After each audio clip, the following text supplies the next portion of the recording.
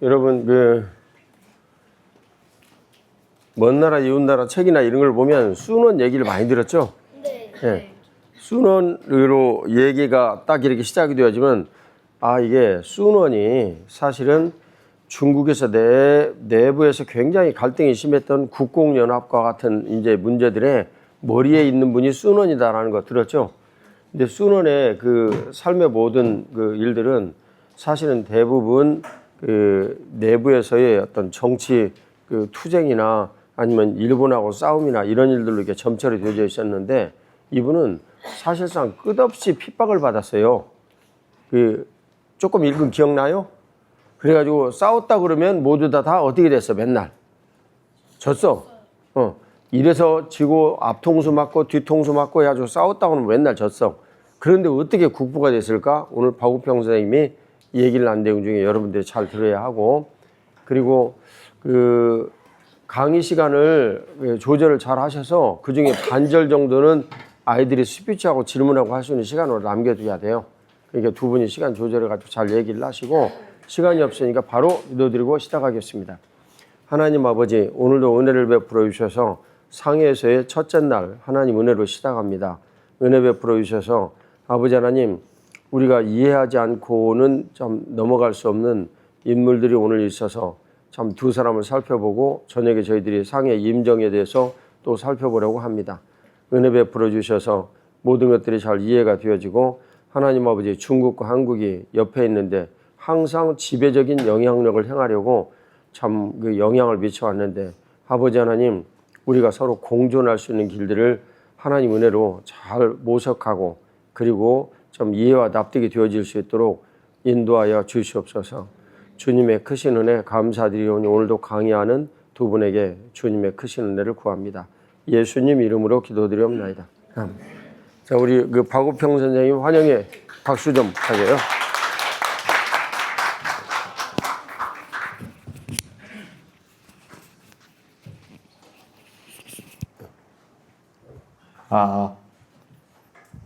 네. 안녕하세요. 박우평입니다.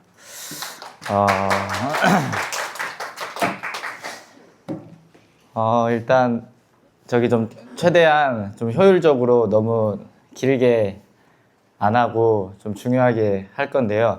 일단 제가 오늘 강의할 내용은 이제 순원입니다. 순원.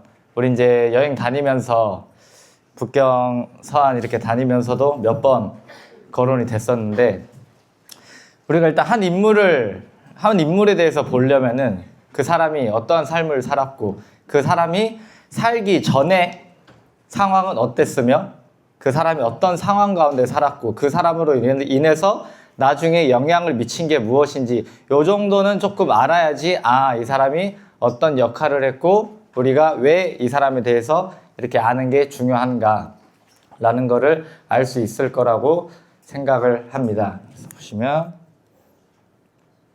자, 제목이 순원과 함께하는 중화사상에서 양안 관계까지라는 거예요. 네, 일단은 쭉쭉 넘어가 볼게요. 자, 이렇게 목차 보면은, 일단 순원의 전후 상황을 보면은 이제 근대가 들어가기 전, 청나라 말기, 그 다음에 순원이 죽고 나서의 이제 중국 정부, 이런 부분이 어떻게 움직였는지 그 부분을 살펴보기 위해서 중요한 사건들, 그 다음에 중요한 인물들 위주로 설명을 한번 해보겠습니다. 자, 중화사상 들어봤죠? 자, 중화사상. 어차피 중화사상은 우리 이제 학신 선생님께서도 또 이제 더 자세하게 강의해 주실 거고 할 건데, 자, 쉽게 말씀드리면은 중화사상은 우리가 짱이야. 우리가 중국이 세상의 중심에 있어야 돼. 정말로 이러한 생각을 가지고 중국이 살아왔어요. 그래서 다른 서양 세력들은 다 오랑캐. 우리가 중심이야. 다 이런 생각이기 때문에 엄청난 그런 자부심에 빠져서 이제 살았던 거예요. 자, 보면은, 근데 여기 적혀 있죠. 이런 중화 질서가 붕괴된 사건이 하나가 있었어요. 아편전쟁이라는 건데, 자, 아편전쟁 보면은, 자, 여기서 중국이, 우리 뭐로 유명해요? 우리 저번에 쌤이 얘기했던 거 있었지. 중국 문화 중에? 차가 엄청 유명해, 차가. 이거를 우리는 그냥 이렇게 마시지만은 그때 당시에 서양에서는 중국의 차를 마시고 중국의 그런 전통적인 옷을 입고 하는 게 사치였어, 사치. 그냥 이렇게 마시는 게 아니라 내가 차를 마시면은 오, 저 사람 정말 돈이 많은가 보다, 부자인가 보다. 이런 사치의 일종이었어. 근데 차는 다 중국에 있어. 그렇기 때문에 외국에서 중국에서 그런 차를 많이 사들여. 많이 사들여. 이제 그런 상황이었어. 그런 상황 가운데 중국은 마음대로 아무데나 풀지 않아. 그 차를. 자기의 문화를 아무데나 갖다 주자고. 왜냐? 우리가 왕이니까. 너네 나한테 잘해봐. 잘하는 나라한테만 풀고. 자유롭게 하지 않았어. 이제 그런 상황이었는데, 보세요. 이렇게 보시면은 차 문화가 그랬고, 보면 영국의 무역 적자. 영국은 이제 차를 생산할 수 없었기 때문에 계속 이제 청나라한테 사들여서 이제 그렇게 이제 생활을 하고 있었어요.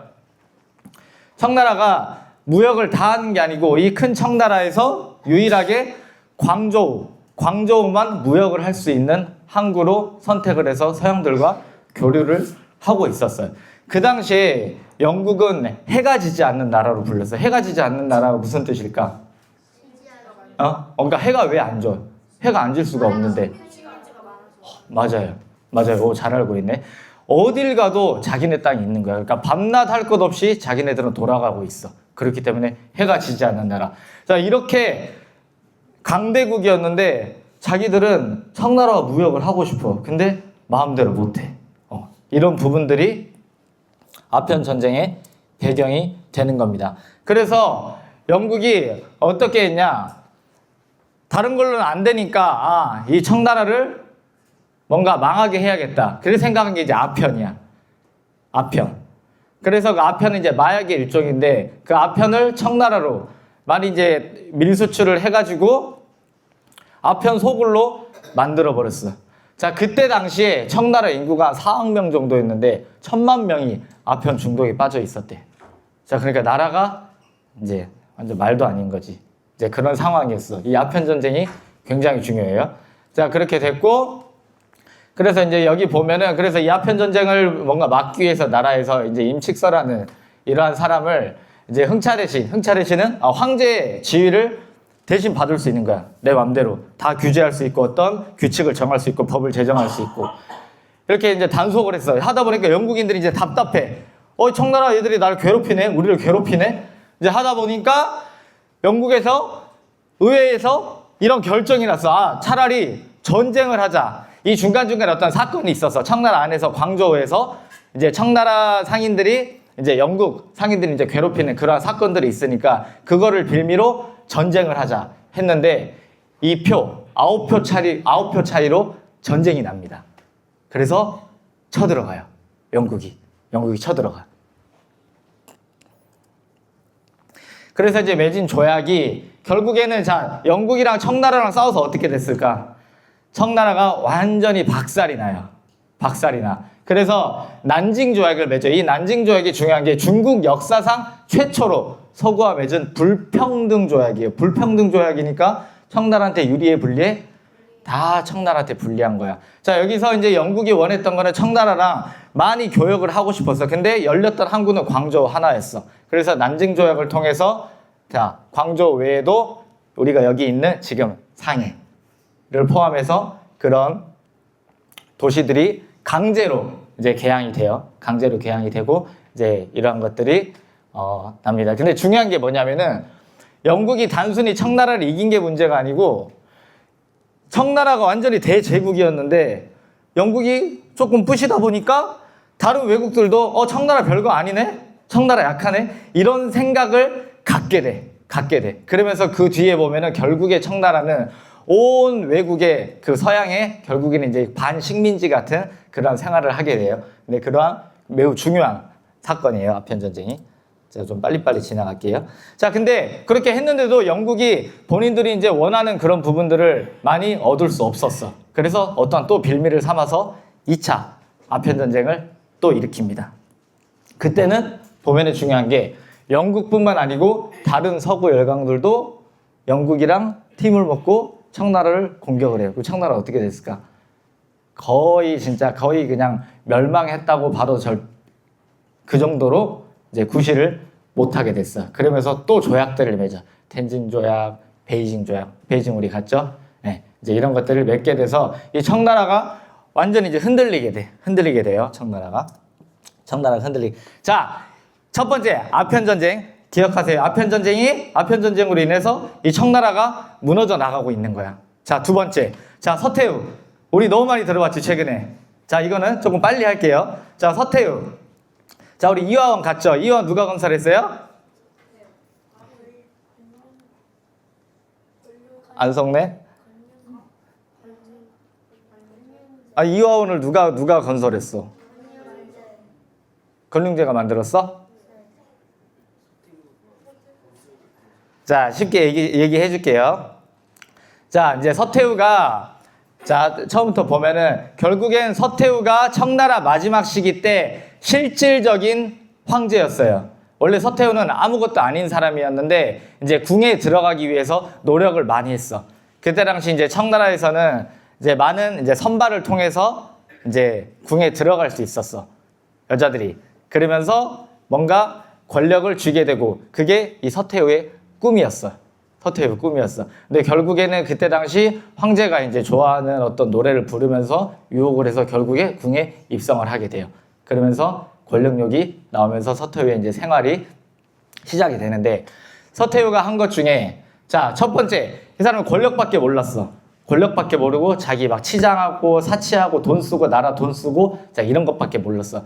자, 그래서 자, 이화원을 세운데, 이화원이 우리 기차에서 우리 몇 명 친구들이 물어봐서 얘기해 준 적도 있는데, 이화원 크기가 우리 한국의 여의도의 10배래요. 10배래요. 그리고 이화원 근처에 우리 산이 있었지. 그 산들이 이화원을 만들 때 파가지고 그 산을 쌓은 거래. 그 흙으로. 그러니까 어마어마한 사람들이 그 일에 투입이 됐을 거며, 그 사치가 엄청 났어요. 네. 이제 그랬고, 자, 세 번째가 중요한데, 이 통치 방식을 보면은, 자, 수렴첨정이라고 있어요. 자, 그게 뭐냐면은, 황제가 어리면은 엄마가 됐건, 어떤 직계 가족이 됐건, 대신 정말 그 실권을 장악하는 거야. 근데 서태후는 3명의 황제를 연달아서 3살짜리, 5살짜리, 7살짜리를 황제로 내세우고 자기가 뒤에서 통치를 다 했어. 자, 이게 서태후의 방식이에요. 네, 서태후 시기의 그리고 주요 사건. 자, 청일전쟁이 일어났어. 청일전쟁이 일어났는데, 자, 청나라와 일본이 전쟁했는데, 이때 당시에, 자, 여기 북양함대라고 있어요. 이 북양함대가 아시아에서 정말 센, 이거 한 대 있으면 진짜 웬만한 전쟁은 다 이길 수 있는 그런 상태였는데, 이거를 보수를 하고 관리를 하고 해야 되는데, 그거를 돈이 없어서 못해서, 그 돈은 다 어디로 갔을까? 서태후가 사치, 놀고 먹고 이화원 건설하고 하는데 다 써버렸어. 그래서 엄청 이게 중요한 사건이, 이걸로 인해서 청일전쟁이 패배했다라고 결론을 내릴 정도로, 그 이유는 서태후 때문에 실패를 했다. 자, 그 다음 보면은, 네, 여기 일단 지나가고, 네, 지나갈게요. 자, 일단 서태후의 이런 상황으로 인해서 결국에는 청나라가 마지막에 망하게 된다라고 해도 됩니다. 네, 이렇게 되는 거예요, 이제. 자, 여기서 좀 중요하게 봐야 될 게, 네, 우리 이제 청나라의 마지막 황제가 푸이예요. 선통제 푸이인데, 자, 저 때까지 끝까지 서태후는 자기가 뭘 잘못한지를 모르고 단순히 황제를 내세우고 내가 이 나라를 끝까지 먹어야겠다, 이런 생각만 가지고 살았어. 이런 생각만. 그러다가 결국에는 죽었는데, 자, 죽을 때 어떤 유언을 남겼어? 여인이 정사에 관여하는 일이 없도록 하라. 자, 그제서야 안 거야. 자기가 죽을 때가 돼서야, 아, 내가 이렇게 했던 게 틀렸구나 라는 걸 알았어요. 근데 그때에서는 결국에는 청나라는 완전히 이제 쇠퇴를 했어. 자, 이제 나와요. 자, 오늘의 주인공 순원. 자, 청나라가 그렇게 이제 망하고 있는 시기 때, 자, 이제 순원이라는 사람이 나와요. 순원이 이제 광저우에서 살았고, 좀 자세히 얘기를 하면은, 이 순원은 어렸을 때부터 노는 것도 굉장히 좋아하고, 공부하는 것도 굉장히 중요하고, 근데 그때 당시 서양에 굉장히 관심이 많았어. 서양에 관심이 많았고 이제 그때 당시에 자 광저우가 우리 아까 아편 전쟁 때 어디가 쳐들어왔어요? 자 그리고 광저우는 지금 어떤 느낌의 땅이야? 영국의 땅이라고 봐도 돼요. 무슨 말인지 알겠지? 그렇다 보니까 그 땅에는 그런 서구 문물이나 그런 문화들이 많이 유입이 되는 시기였어. 근데 순원 자체가 서양에 관심이 굉장히 많은 상태였어요.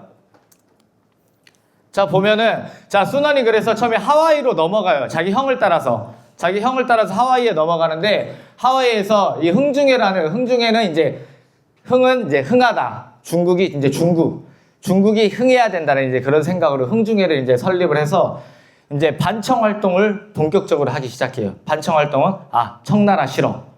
청나라 싫고 이제 새로운 나라를 세워야 한다.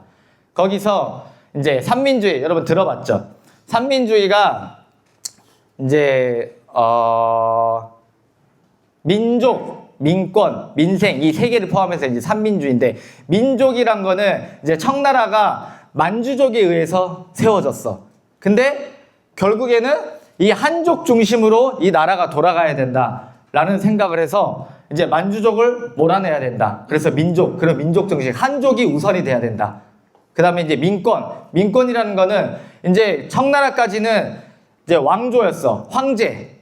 그냥 짱이야. 황제 한 명이 모든 나라를 다스리는데 민권이라는 건 결국 이제 백성들의 생각으로 이 나라가 돌아가야 된다라는 꿈을 가지고 있었고 민생은 이 나라가 다 같이 잘 살아야 된다. 이런 생각으로 이제 쉽게 말하면 이제 삼민주의 이거를 매우 주장했고 자 공화제라는 게 그거야. 이때까지는 황제의 나라였어. 황제의 나라인데 자 공화정부 이게 최초로 이제 순원에 의해서 공화제가 나오는 거예요. 2000년 넘는 그 중국의 황제의 그 나라가 없어지고 나중에 보면은 이제 공화정이 설립이 됩니다. 자, 그 다음에 봐야 될 거. 자, 해외 망명과 자, 자금 조달. 순원은 해외를 다 돌면서 이 청나라를 망하고 이 새로운 정부를 세우게 하기 위해서 엄청난 많은 노력을 하고 다녔어요. 외국에서. 미국, 영국, 여러 가지 호주 각지를 다니면서 우리 좀 도와주세요. 우리 지금 청나라 망할 것 같아요. 우리 지금 새로운 정부를 세워야 되는데 우리 좀 도와주세요. 정말 발벗고 나서서 자금 조달에 힘썼던 그런 사람이에요, 순원이. 자, 이제 순원의 신의 혁명이라고 있어요. 자, 신의 혁명을 보면은 이 신의 혁명으로 인해서 중국의 색깔이 바뀌어요. 방금 황제의 나라에서 공화정으로 변하는 시기가 이 신의 혁명을 기점으로 이제 바뀌게 됩니다. 결국에 그 안에서 여러 가지 이 청나라에 불만이 많고 그리고 순원을 따르던 그런 많은 사람들이 봉기를 일으키고 하면서 이 신의 혁명이 일으켜져요. 근데 처음에는 자 중국이 이제 이때 당시에 22개의 이제 성이 있는데 그 중에 17개의 성이 우리 이제 청나라 황제 필요 없어. 우리 독립할 거야. 라고 해요.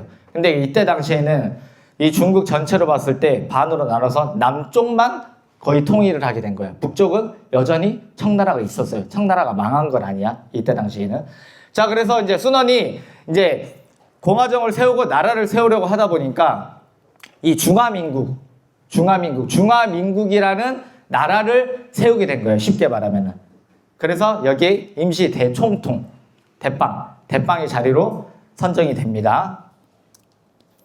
자, 보면 여기서 또 한 명 이제 중요하게 봐야 될 부분이 이제 순원이고, 이제 이 위안스카이라는 이제 군벌에 대해서도 우리 또 다른 선생님께서 강의를 해주실 건데, 자, 순원이 중화민국을 세우고 나서 순원이 바로 자기가 총통이 되지 않아요.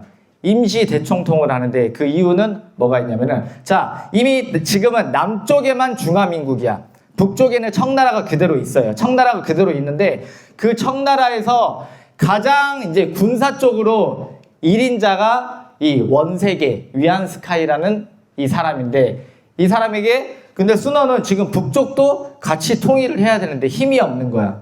순원은 그냥 민중이야. 이 사람이 군인이었던 것도 아니고 그래서 힘이 없기 때문에 이 위안스카이한테 협상을 제시를 해요. 내가 너 대빵 자리 줄게. 그러니까 대신에 너가 군사들 내밀고 청나라 밀어버려. 해서 위안스카이가 그 제안을 받아들여요. 그래서 청나라가 멸망을 하게 되는 거예요.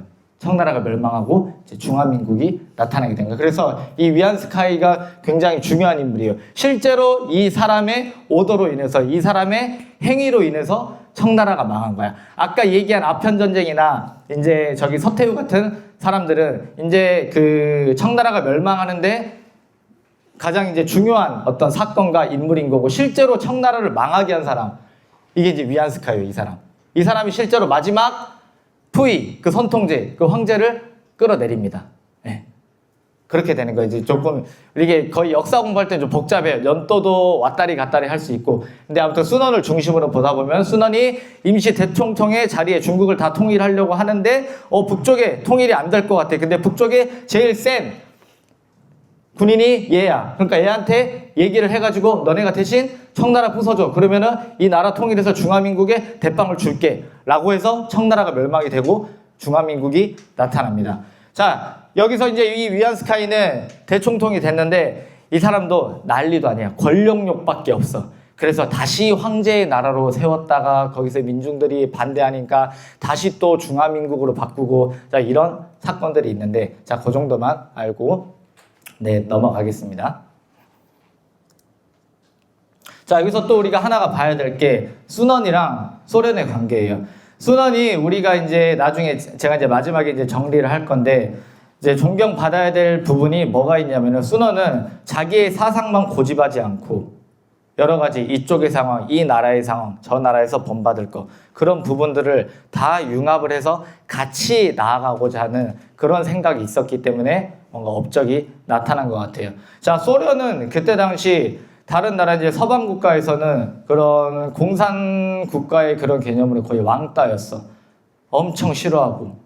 어떻게 하면, 근데 나라는 너무 크고 힘은 있으니까 소련이 정말 걸리적거리는 그런 상대였는데, 그때 당시에 순원은 그 소련의 그런 공산주의 그 사상을 받아들였어. 이 사람은 큰 그림을 본 거야. 그냥 공산주의가 이래서 안 좋다라고 안 받아들이는 게 아니고, 자기가 이 중화민국을 제대로 세워나가게 하기 위해서 이 공산주의까지도 조금씩 받아들였어요. 그래서 이 소련에서 그 레닌의 업적을 인정을 해준 거야. 이 사람의 업적을 인정을 해줬어. 그런 성향을 가지고 있어요. 자, 지금부터 이제 중요한 것만 얘기할 건데, 지금부터는 우리 이제 이 중국 땅에서 이 당시에 국민당, 이 국민당이라는 게 순원으로 인해서 중화민국 안에서 나타난 당이에요. 국민당. 그리고 우리가 아는 공산당. 요 당이 두 가지가 있는데, 자, 국공합작이라는 것과 국공내전이라는 게 있어. 말 그대로 국민당과 공산당이 힘을 합친 게 국공합작이고, 국공내전은 국민당과 공산당이 싸운 게 국공내전이야. 근데 여기서는 자, 국공합작으로 일하면서 이제 순원이 점점, 이 사람도 이제 나이가 들고 하면서 곧 죽게 되는데, 이 시대 상황만 우리는 볼 거예요. 이 시대 상황에서 이 이제 국민당과 공산당이 이제 서로 이 중국 땅을 통일을 하려고 발버둥을 쳐. 국민당은 이 민주주의 이런 생각, 공산당은 공산당의 생각. 그래서 계속 전쟁을 해. 싸웠다가 합쳤다가 싸웠다가 합쳤다가. 하지만 이거는 누가 통제를 하냐면은 미국이나 영국이나 밖에 강한 서구 열강의 세력들이 이거를 조절을 해요. 자기들끼리만 할 수 있는 게 아니야. 국민당이랑 공산당 싸워가지고 국민당이 이겼다, 그래서 통일할 수 있는 그런 상황이 아니었어요. 그런 상황이 아니어서 그 정도만 이제 알고 있고, 네, 이렇게 또 국공내전 계속 싸우고 부딪히고 싸우고 부딪히고.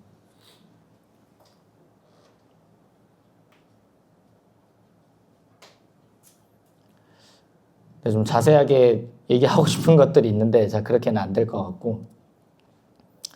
자, 뭐만 알면 되냐면은, 이거 결론을 세우면 결국에는 계속 합쳤다가 전쟁하고 합쳤다가 전쟁하고 했는데, 마지막에는 공산당이 승리를 해서 지금의 중화인민공화국, 중국이 탄생을 한 거예요. 자, 그때 당시에 주동자, 제1인자가 누구였죠? 공산당의 마오쩌둥이었지. 마오쩌둥. 자, 왜 마오쩌둥이 지금 우리 돈에도, 중국 돈에도 마오쩌둥 얼굴이 박혀 있고, 그 다음에 우리 천안문가도 사진 봤지? 거기에 박혀 있고. 자, 그냥 마오쩌둥 한 사람만 보면은 지금 현대에서 봤을 때 많은 중국인들도 당연히 안 좋게 생각하는 사람도 있을 거고 끝까지 존경하는 사람도 있을 거고. 하지만 결국에 우리 보면 이 중국 땅에서는 어디를 봐도 마오쩌둥의 향기가 나는 곳이야. 마오쩌둥이 여기서 승리했던, 공산당의 승리라고 돼 있지, 승리했던 이유는 결국엔 하나였어. 민심이었어요. 민심.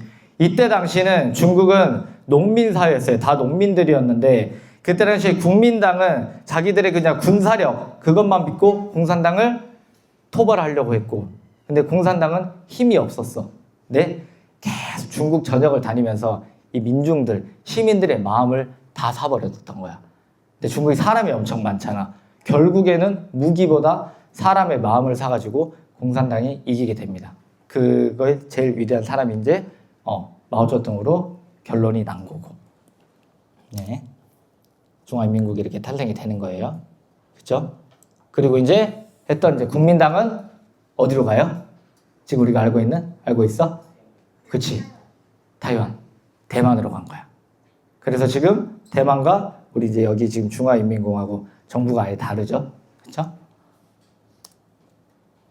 자, 그래서 이 부분은 조금 민감할 수 있어서 그냥 간단하게 얘기할게요. 자, 양안 관계라는 게 있어. 이제 양안 관계라는 거는 우리가 방금 얘기한 결국에 국민당과 공산당이 그렇게 쪼개져 가지고 우리 지금 밟고 있는 중국이 공산당, 그다음에 밑에 대만이 국민당. 자, 이렇게 되는 거야. 자, 이 대만 해협을 두고 이 양쪽에 그 바다, 양 두 개의 안이 이제 해안할 때 그 안자거든. 그 중심이 너무 중요한 곳이야. 군사적으로도 중요하고 이제 무역에 의해서도 엄청 중요한 곳인데, 이것이 이 양안 관계가 지금 우리 대한민국 가운데 한반도에서도 엄청난 큰 영향을 주고 있는 곳이라서 이거에 대해서 한번 보겠어요. 자, 중요한 거, 이 양안 관계가 한반도에 미치는 영향. 보면은 그 대만 해협에서 중국과 대만이 이제 갈등이 있어서 뭔가 전쟁이 일어난다거나 뭔가 안 좋은 상황이 있다고 하면은, 자, 우리 끼어 있어. 한반도에는 당연히 위협이 돼요. 그리고 그쪽 동북아 전체 안보에 이제 안보가 불안해질 수밖에 없어. 자, 그렇다 보면은 이제 보면은 이제 주한미군이, 주한미군이 굉장히 중요하죠. 우리한테는, 우리나라에서는. 이분들이 혼란스러워져. 우리나라를 잘 도와주고 있는 이 나라가 혼란스러워져. 어떻게 해야 되지? 충분히 그럴 수가 있어요. 근데 그렇다 보니까 이제 우리 이제 위에 있는 북한에서는 우리를 또 도발할 수 있는 이런 가능성이 커지고, 우리 이제 외교적인 부분에도 큰 금이 갈 수도 있고, 그렇기 때문에 이 양안 관계가 우리한테는 엄청 중요하고, 네, 그런 내용으로 자리 잡고 있습니다. 자, 그럼 마지막 보면은 이제 순원이 이런 부분에서 어떤 부분으로 이제 우리가 존경을 하고 배울 만한 점이 있는지 한번 봐볼게요. 자, 순원은 우리 이제 방금 간단하게 쌤이 이제 얘기를 했는데, 분명히 지금 공산당은 우리가 밟고 있는 지금 중국이에요. 그리고 대만은 국민당, 중화민국 그 땅인데, 이 순원이라는 사람은 뭘 주창했던 사람이에요? 공산당이에요? 국민당이에요?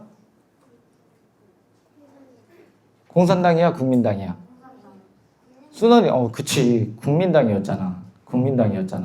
처음에 중화민국을 세우고 국민당을 만들었잖아. 그치. 그런데 이 사람은 지금 중국 여기서도 국부로 추앙을 받고 있고, 그 다음에 대만에서도 국부로 추앙을 받고 있어요.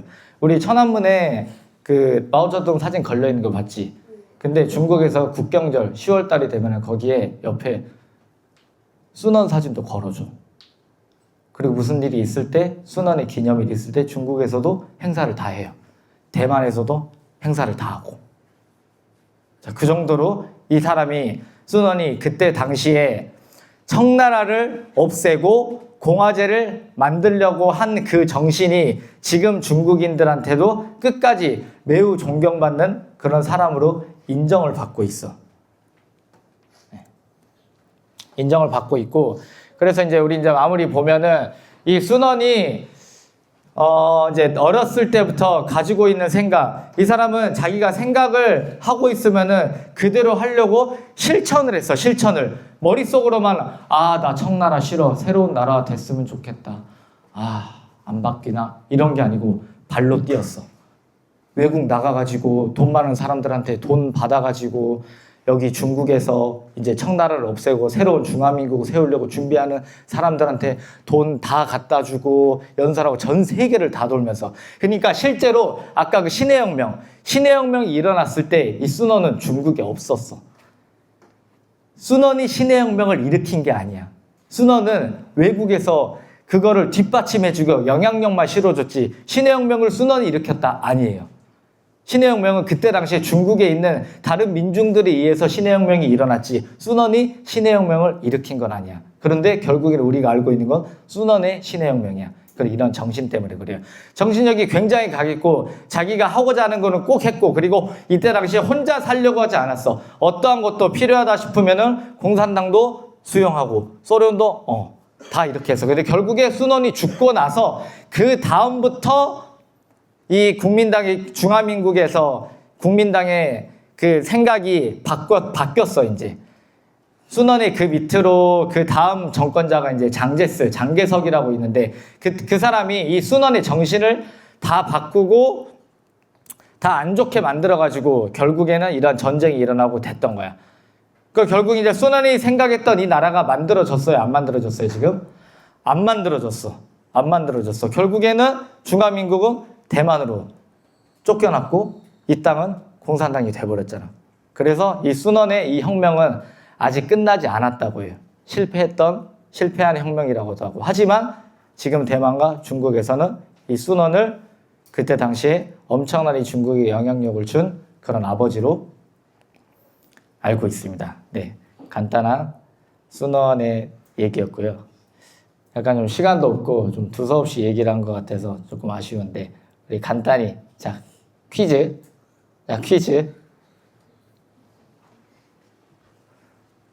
화면을 조금 잘 본 사람은 알 거야.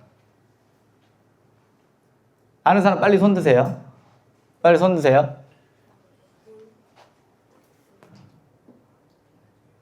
다운이. 자, 땡. 하연이. 위안스카이 맞아. 위안스카이. 맞아. 이 사람 누굴까? 사람이. 오, 원래 알고 있었어, 생김새? 원래 생김새 알고 있었어? 그래? 얘 너무 쉽다, 그치? 얘 누구야? 자, 은서. 거의 공짜지. 자, 삼민주의 3개. 주연이. 오, 맞아요. 자, 이거 누구야? 아니야. 이거는 당연히 알아야지. 자, 혹시 우리 이제 아울리치 과정 중에 뭐 쉬는 시간이나 아니 밥 먹을 때나 우리 이동할 때 버스에서나 지금 나왔던 내용 중에 궁금한 거 있으면은 쌤한테 많이 물어보세요. 쌤도 이제 이번 기회를 통해서 많이 보고 배우고 하긴 했는데 좀 설명하는데 좀 제한이 있었던 것 같고 내용들도 조금 민감한 내용들도 있어서 안 한 것도 있었고 했었기 때문에 네, 발표는 일단 이걸로 마치도록 하겠습니다. 감사합니다.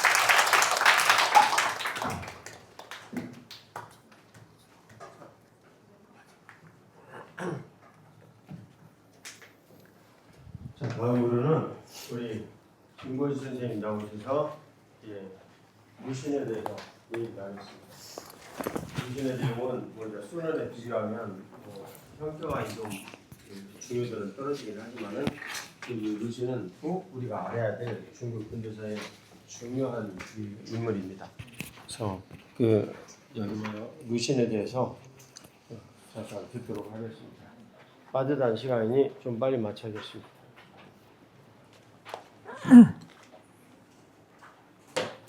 안녕하십니까. 김권식 선생님입니다. 제가 오늘 여러분에게 설명할 내용은 루신이라는 사람에 대해서 설명을 해드리겠습니다. 제목은 중국 근현대사와 사상에 끼친 영향, 루신입니다.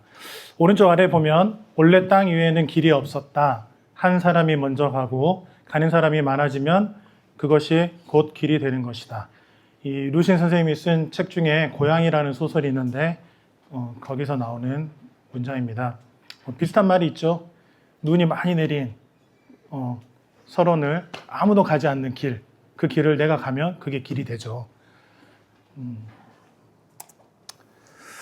오늘 우리가 함께 알아볼 내용은 루신이 어떤 분인가, 그리고 이분이 어떤 작품과 사상을 남겼는지, 그리고 중국 근현대사에 이것이 어떤 영향을 미쳤는지, 그리고 현재 중국의 서의 루신의 위상에 대해서 한번 알아보겠습니다. 그러면 루신은 누구냐? 펜 하나로 중국 전체를 깨우랬던 위대한 작가자 사상가입니다. 중국에서는 루신 선생님을 굉장히 높게 쳐요. 그래서 중국 현대 문학의 아버지라고 합니다. 그리고 루신이 원래 의사가 되려고 일본 유학을 갔었어요. 근데 이제 일본 유학 과정 중에 깨달은 바가 있어서 그 길을 포기하고 이제 문학가가 됩니다.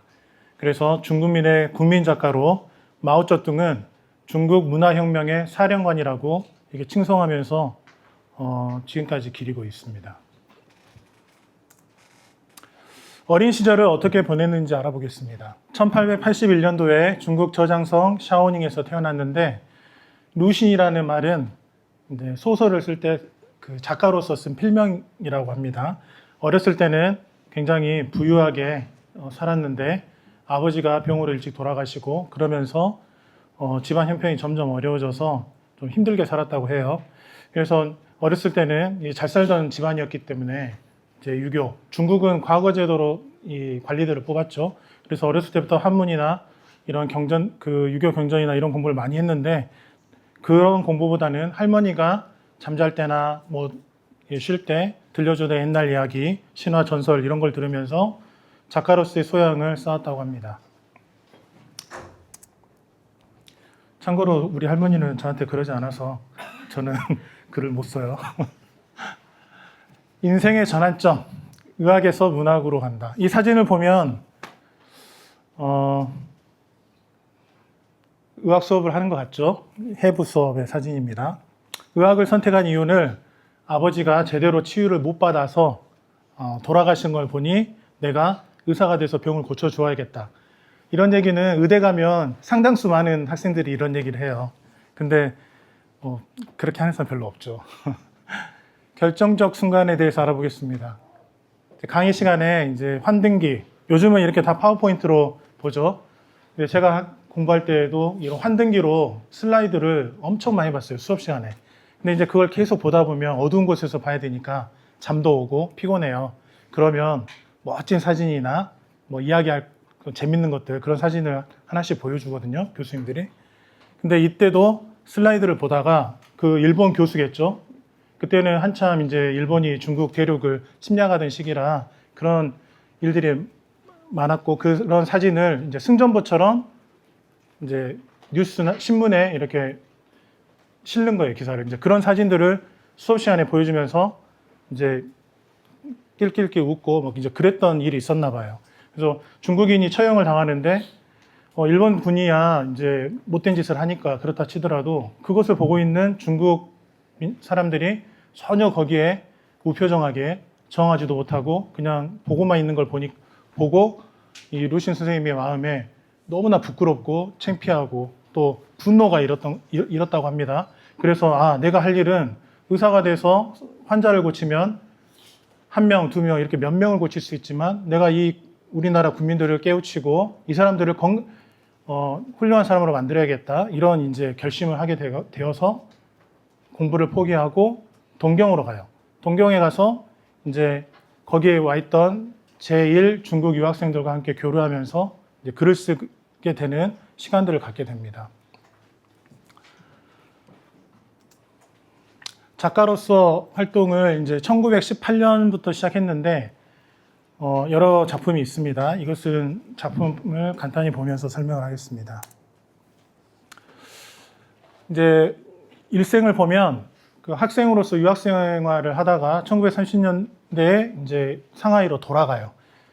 그래서 원래 상하이 사람이 아니죠. 근데 이제 상하이가 이 당시에 굉장한 중심, 지금도 마찬가지지만 중심지여서 상하이로 가는데 거기서 좌익 작가 연맹 활동도 했다고 하는데 엄밀히 말하면 이 사람은 공산주의자라고 말하기는 조금 어려울 수 있습니다. 평가는 좀 다양할 수 있어요.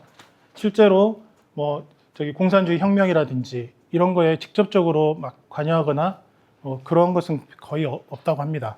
그런데 그 작품을 발표했던 잡지가 신청년이라는 잡지고 이게 이제 문화운동과 결부되면서 그때 같이 활동했던 사람 중에 이대소라는 사람이 있는데 중국 공산당의 창시자예요. 이제 그런 사람들과 어울려서 잡지를 발행하고 글을 실다 보니까 아무래도 좌익작가 연맹 활동에 연루가 좀 될 수밖에 없었겠죠. 그리고 건강이 나빠져 이분도 결국 폐결핵으로 돌아가시게 되는데 건강이 나빠져도 끝까지 글쓰기를 멈추지 않고 국민들을 계몽하기 위해서 작품 활동을 열심히 하였습니다.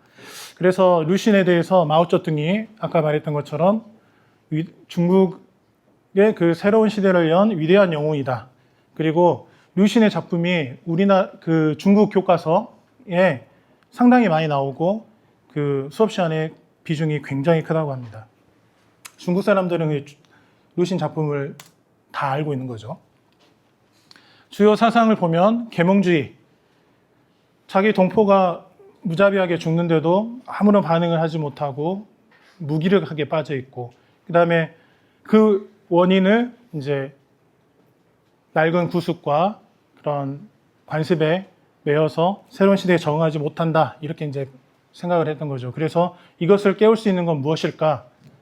글의 힘이다. 그래서 이제 글을 쓴 거고, 반봉건주의, 봉건주의는 그때 진나라 때도 얘기했지만 그 왕이나 제후나 이런 중앙 집권, 그 중앙에서 파견된 관리를 통해서 이게 하는 모든 것들을 포함하는 개념이라고 볼 때 이런 낡은 신분제도 그 다음에 관습이 중국의 발전을 가로막고 또 새로운 그 시대에 중국이 뒤떨어지게 되고 열강의 침략을 받는다고 생각을 하고 이거에 대해서 반대하는 운동을 펴므로써 모든 사람이 평등하고 자유로운 세상을 누릴 수 있게 하려고 노력을 많이 하였습니다. 이 루신 선생님의 문학적 특징을 보면 날카로운 풍자와 비유를 했어요. 그리고 사실적으로 묘사했어요. 그 당시에 그 글을 읽어보면 그 당시 사회상을 너무 생생하게 잘 알 수가 있고, 근데 아무리 이런 거 좋은 뜻으로 글을 쓴다고 하더라도 어려운 말로 막 쓰면, 소설을 썼는데 영어로 쓰고 중국 소설을 쓰는데 일본어로 쓰고 그러면 안 되겠죠. 중국말로 쓰되 중국말로에서도 가장 초등학생들도 이해하고 알아듣기 쉬운 그런 문체, 성은이 망극하옵나이다 이런 말보다는 감사한 적절한 표현 모르겠는데 네. 아무튼 쉬운 말로 썼다는 거예요. 이분의 가장 큰 업적이. 대표작을 보면 광인일기라는 소설이 있습니다. 처음에 제가 이 강의를 준비하면서 루신 선생님이 쓴 책을 다 읽었어요. 다 읽었는데 읽으면서 마음에 그 은은한 감동과 또 재미도 있고 한편으로는 안타까운 마음도 있고 한편으로는 굉장히 충격도 많이 받았어요. 왜냐하면 너무 사실적이어서 이것을 얘기해도 되나 싶을 정도로 그런 내용들도 있었는데 어쨌든 루신 선생님의 대표작이 광인 일기이기 때문에 얘기를 안 할 수는 없을 것 같습니다. 이거 꺼진 것 같은데. 내용을 보면은 광인이라는 사람이 나와요. 피해망상증에 걸렸어요. 다른 사람들이 다 너는 피해망상증에 걸렸다고 얘기를 해요. 그런데 나중에 보면 이 사람만 정상이고 그 외 나머지 모든 사람이 비정상입니다. 그리고 이 사람을 잡아먹으려고 해요. 그래서 이제 사람을 잡아먹는다는 글자를 이제 이 사람이 마지막에 보게 되고 내가 정상이고 이 사람들이 이상한 사람들이구나 그걸 깨닫게 되죠. 그래서 결국은 그 문간의 의미를 보면은 잡아먹히게 되는데 마지막에는 그 내용은 직접적으로 안 나오지만 아이들을 구하해라 그런 글로 이 소설이 마치게 됩니다. 그래서 이 사람을 잡아먹는 행위가 실제로 그런 행위를 했다는 것이 아니라 낡은 봉건적 사상과 제도가 사람들을 잡아먹는 것 이상으로 중국 사람들을 얽어매고 있다. 이것을 깨야만 미래의 중국에 희망이 있고, 그러기 위해서는 아이들을 이게 한 명이라도 더 구해야 된다. 이제 이런 내용으로 써져 있습니다. 그리고 이제 다음으로 아큐 정전을 보겠는데, 이 아큐라는 사람이 나와요. 이 소설을 읽어보면. 근데 아큐는 정신 승리라고 생각하면 됩니다. 어떤 일을 닥치더라도 그냥 정신 승리를 해요. 우리 집에 가면 정신 승리하는 사람 그 3명 있어요. 띵띵띵 3명 있어요. 뭔 얘기를 해도 그냥 정신 승리를 해. 야, 좀 그래도 좀 공부 좀 시험 성적 이런데 좀 공부 좀 해야 되지 않겠냐? 그러면 저에게는 아직 11번의 시험이 남아 있습니다. 뭐 이런 거? 정신 승리. 아큐라는 사람이 계속 정신 승리를 하는 거예요. 자기한테 어떤 일이 생기더라도. 그러면서 결국은 그 신해혁명 이야기했는데 그런 사회 혼란기 속에서 잡혀서 억울하게 총살을 당해요. 이 주인공이. 근데 죽는 순간까지도 정신승리하면서 자기가 왜 죽는지도 모르고 죽습니다. 예를 들면 나를 때린 사람은 아버지나 스승도 아닌데 감히 나를 때리다니 창피한 일이다. 그들이 비웃는 것은 나보다 못한 사람들이 나를 질투하기 때문인데 이것은 내가 그들보다 뛰어나기 때문이다. 뭐 이렇게 계속 정신승리를 합니다. 무기력하고 또 무책임하죠. 그리고 어떠한 의지도 없어요. 이 상황을 극복하기 위해서 내가 어떻게 해야겠다라는 그런 사람이 아큐인데 그 당시 중국 사람들이 이런 삶을 살고 있다는 것을 적나라하게 지적한 소설입니다. 대표적으로 이제 2개만 봤는데 사실 저는 여러분들에게 추천하고 싶은 것은 나중에 지금은 좀 어려울 수 있고 조금 힘들 수 있으니까 좀 더 크면 루신 선생님이 쓴 책들을 한번 읽어보기를 권합니다. 중국 학생들도 뭐 중고등학교 때 많이 본다고 하니까 우리 아이들 정도면 충분히 다 감당할 수 있을 것 같아요. 신문화운동과 오사운동, 이제 시대적 상황이죠. 20세기 초에 중국이 매우 혼란스러웠다. 그래서 이것을 극복할 수 있는 방법, 뭐 군사를 일으킨다든지, 경제를 일으켜서 돈을 많이 벌어서, 뭐 여러 가지 해결법이 있을 수 있지만, 루시는 사람들의 생각과 문화부터 바꿔야 된다고 생각을 했어요. 실제로 우리나라에서도 선각자들은 다 이런 생각을 했죠. 그래서 각 지역으로, 농촌으로 이게 들어가서 계몽 운동을 많이 했었죠. 우리나라 지식인들도. 오사운동은 뭐냐? 1919년 5월 4일 주로 베이징에서 학생들이 중심이 돼서 낡은 것을 버리고 새로운 것을 받아들이자. 이런 대규모 시위를 합니다. 이 사진 보이죠? 1918년에 이제 파리 강화회의를 하면서 아니다. 죄송합니다. 맞죠? 하면서 이제 제1차 세계대전 전후 처리를 하는 회의가 열렸는데 거기서 산둥반도를 일본에 넘겨주는 내용이 나와요. 그러니까 베이징의 학생들이 너무 분노한 거죠. 근데 이 운동이 일어나기 전에 1919년 3월 1일에 우리나라에서 뭐가 있었어요? 3.1운동. 3.1운동이 있었죠. 근데 3.1운동이 평화적 시위로 짧은 시간에 급속히 전국에서 대규모 시위가 일어난 걸 보고 이 사람들이 우리나라도 할 수 있겠다 자극을 받고 오사운동이 전국적으로 확산되는 계기가 됩니다. 근데 그러려면 운동이 일어나려면 항상 뭐가 필요해요? 힘이 필요한데 그 힘을 이 루신의 작품, 루신의 사상 이런 것들이 그 원동력이 된 거죠. 그래서 문학혁명의 선구자로 이제 루신 선생님을 얘기하는데 이제 누구나 쉽게 읽을 수 있는 글들을 통해서 많은 변화를 일으킬 수 있는 힘을 가진 작가였다. 예전에는 소수의 학자들만 즐기는 것이 글이었고 문학이었다면 문어체에서 누구나 이해할 수 쉽게 일상에서 사용하는 쉬운 말로 쓴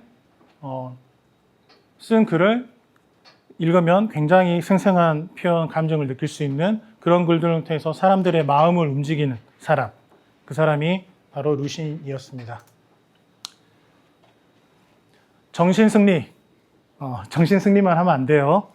그리고 구경꾼 의식, 다른 사람한테 무관심한테도 루신이 직접적으로 그 작가로 변모하게 된 계기가 중국 사람들의 아무도 주변 사람들에 대해서 관심 갖지 않고 나라에 대해서 관심 갖지 않는 그런 걸 보고 마음에 그 변화가 있었던 것이죠.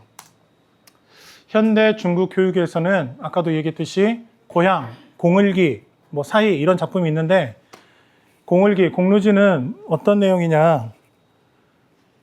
우리나라도 옛날에 그런 말이 있었어요. 고시낭인. 계속 과거 제도에 합격을 하기 위해서 계속 공부를 하던 사람이 이 급격한 사회 변혁 시기에 시험에는 떨어졌고 본인의 또 일할 능력도 없고 생각도 없고 그래서 술 마시러 가서도 외상술 마시고 애들은 조롱하고 놀리는데도 하하하 웃고 있고 그러다가 결국은 나중에 죽었는지 살았는지 모르게 사라지는 이제 그런 내용이에요. 그러니까 그 사회 급변기 시대에 적응하지 못하고 현실을 감각이 없이 이겨내지 못하는 그 지식인의 모습을 이 책을 통해서 신랄하게 비판을 합니다. 이런 글들을 중국 학교에서 지금 많이 읽히고 가르친다고 합니다. 그래서 루신의 작품을 읽어보면 이제 중국 현대사와 사회 모습을 생생하게 알 수가 있고 또 사회 문제에 대해서 우리가 어떤 생각을 가져야 되는지를 생각하게 하면서도 이 문학 작품이 주는 그 즐거움도 같이 느낄 수 있는 작품이 루신 선생님의 작품이라고 합니다. 네, 거의 끝나가는데 마오쩌둥 그러면 왜 루신을 지금 뭐 직접적으로 공산당 막 그런 직접 조직하거나 이런 데 크게 관여하지도 않았다고 하는데 이 마오쩌둥이 이렇게 중국 문화혁명의 사령관이다 하냐. 항상 우리가 어떤 사회 현상을 볼 때 그 뒤에 내면에 숨겨져 있는 그 근본 뿌리를 볼 줄 알아야 돼요. 나타나는 현상만 보면 안 돼요. 그냥 보이는 현상만 관심을 갖고 거기에만 매달린 사람은 하수예요. 우리가 이번에 다 고수 많이 먹었죠. 우리는 다 고수가 될 자격을 갖고 있어요. 고수가 돼야 돼. 그 사회 현상 내면에 숨겨져 있는 그 근본 힘을 볼 줄 아는. 그럼 고수가 돼야 한다. 샹차이. 그래서 마오쩌둥이 루신 선생은 시대를 초월한 스승이다. 그리고 우리 중국 사람들이 알아야 될 사상적 토대를 제공해 주었다. 브레인. 직접적으로 공산당 그 브레인은 아니지만 어쨌든 이 사회 혁명에 기여한 브레인으로서 이 사람을 정신적 등대로 이렇게 추앙을 했다고 합니다. 그래서 오늘 가면 좋을 텐데 아마 루신 공원 오늘 안 가는 것 같아요. 루신 공원에 가면 루신 선생의 묘소가 있어요. 옛날에 그 윤봉길 의사가 상하이 홍커우 공연에서 폭탄을 던져가지고 일본군 장군들이나 이런 사람들 여러 죽고 다쳤죠. 그 공원이 그 개명을 해서 루신 공원이 되었어요. 그래서 그 루신 공원에 이 상도 있고 기념관도 있고 그리고 윤봉길 의사가 의거를 일으켰던 곳이기 때문에 윤봉길 의사 기념관도 있고 그 다음에 사람들이 많이 모일 수 있는 공간이기 때문에 최근에는 축구장 같은 경기장도 지어서 이 공간에서 루신 선생을 기리고 있다고 합니다. 오늘날에도 사회 문제를 고발하고 더 나은 세상을 위해 목소리를 내는 작가, 예술가, 지식인들을 루신의 후예라고 중국에서는 부르고 있다고 합니다. 배울 점, 비판적 사고. 근데 비판적 사고만 하면 안 돼요. 맨 불평불만만 하고, 그 정신승리하는 사람처럼 비판만 해. 자기는 고치려는 의지도 없고 그러면 안 돼요. 스스로 생각하는 힘을 길러야죠. 그다음에 용기, 권력과 다수의 의견에 맞서 제국주의를 비판하고 또 중국 사회를 바꾸자고 외쳤다. 사회적 책임감,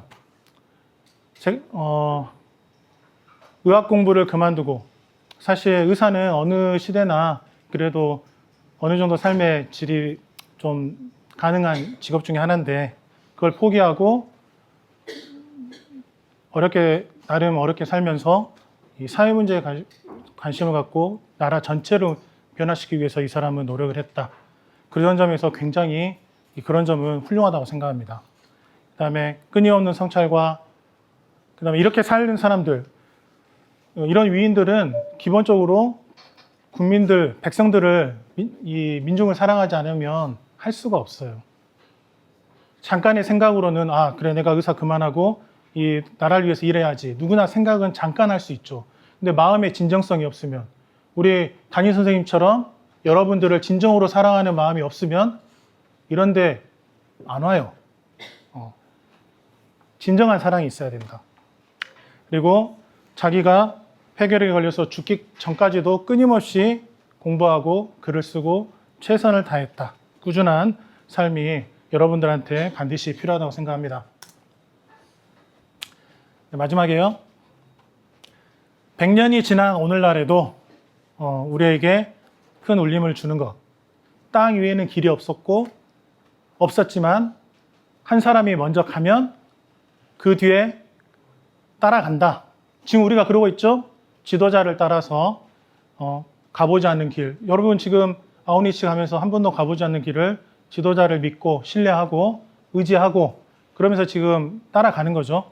그것이 곧 길이 됩니다. 네. 네.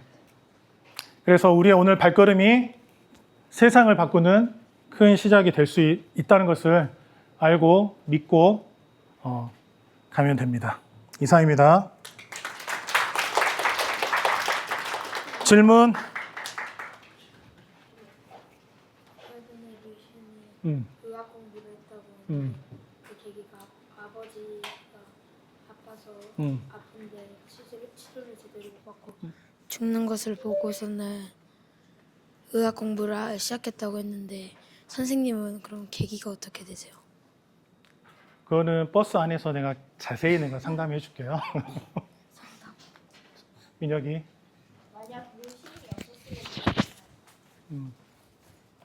만약 루신이 없었으면 지금 중국은 어떻게 됐을까요?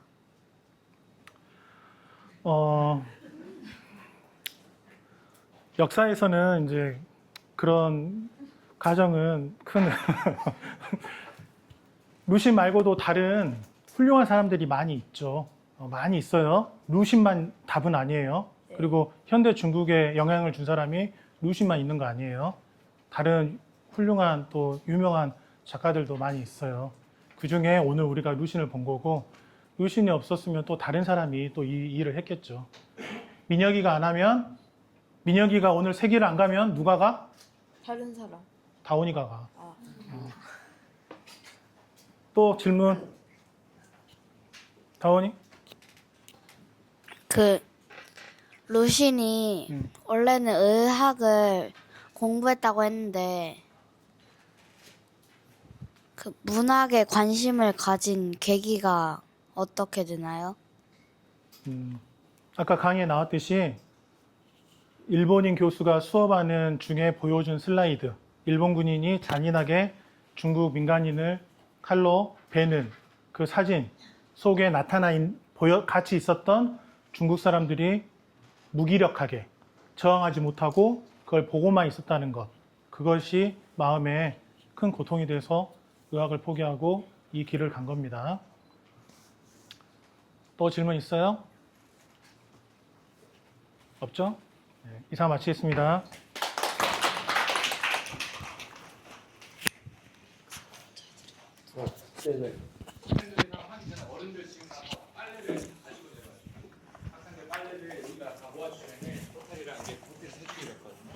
나갈 때 다 맡기고 갈 테니까 지금 방에 있는 누가 설명할까? 예. 문 좀 열어봐라.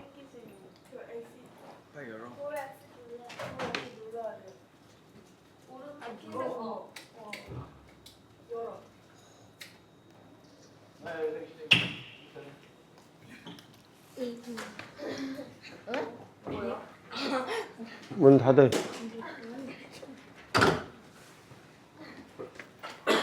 빨리 가서 자리에 앉아. 어디?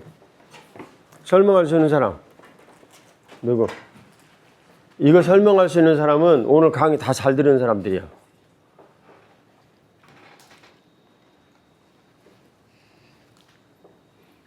권식 선생님이 설명할래 나왔으니까. 자, 설명.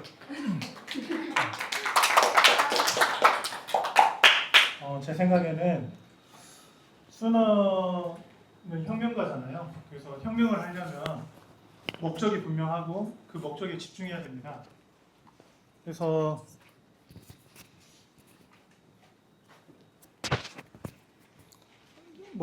그 목적을 위해서 모든 것을 수단과 방법을 집중해야 되죠.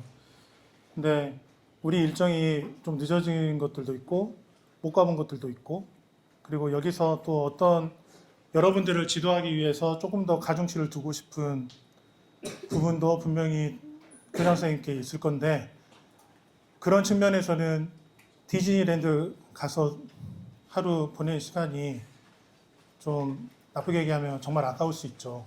근데 공산당은 국공합작에서 합작과 결별을 통해서 당이 완전히 망하기 직전까지 가는 그런 큰 어려움을 겪었는데, 결국 공산당이 승리했던 이유가 뭐였죠? 민심을 얻은 거잖아요.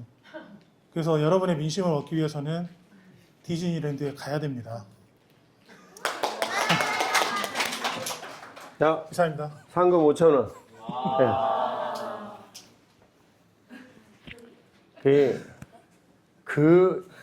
지금 이 내용 하나가 중국의 운명을 갈랐어요. 알겠습니까, 여러분? 그러니까 자, 우리가 일본 선교를 해요. 그러면 정말 아이러니하고 웃기는 이야기지만 중국 공산당을 배워야 돼. 중국 공산당. 민심을 얻어야 돼. 민심이 천심이다라는 말도 있는데, 이것은 하나님 아버지께서 우리를 인도해 가시는 그런 일들에 대해서 거부하거나 아니면 저항을 하거나 그런 것이 아니라 그 일을 이끌어 주신 대로 순리를 쫓아가지고 길을 가며 하나님의 때를 기다리는 거예요. 그게 사도행전 1장 7절이냐? 그게 때와 시기에 관한 내용이에요. 때와 시기에. 근데 그런 일들을 만일 우리들이 납득하고 받아들이지 못하면 내 마음대로 하겠다는 거예요. 우리 교회에서 하는 일본 선교일들도 마찬가지예요. 때와 시기를 기다려야 하고, 그리고 더더구나 현장에 있는 그 일본 선교사님도 마찬가지죠. 근데 이거 마이크 너무 형편없어. 도저히 못 쓰겠다. 가운데를 잡으셔야 돼요. 같이 하시면 안 되고. 내가 형편없었네. 이럴 때는 웃어야 되는 거야. 가짜로 웃지 말고 진짜로 좀 웃어야지, 얘들아. 그래서 디즈니랜드에 관한 내용은 우리는 어쩔 수 없이 가요. 왜 가는지 혹시 아세요? 재밌으려고. 나는 민심에 의해서 모든 것들을 움직인다 생각하면서 우리 교회 리더로서 일을 해오지 않았어요. 민심이 중요하지만 그 민심이 결정을 하는 일들은 저는 결코 한 적이 없어요. 그 민심의 문제를 두고 주님께 여쭤보는 거지. 어떻게 할까요?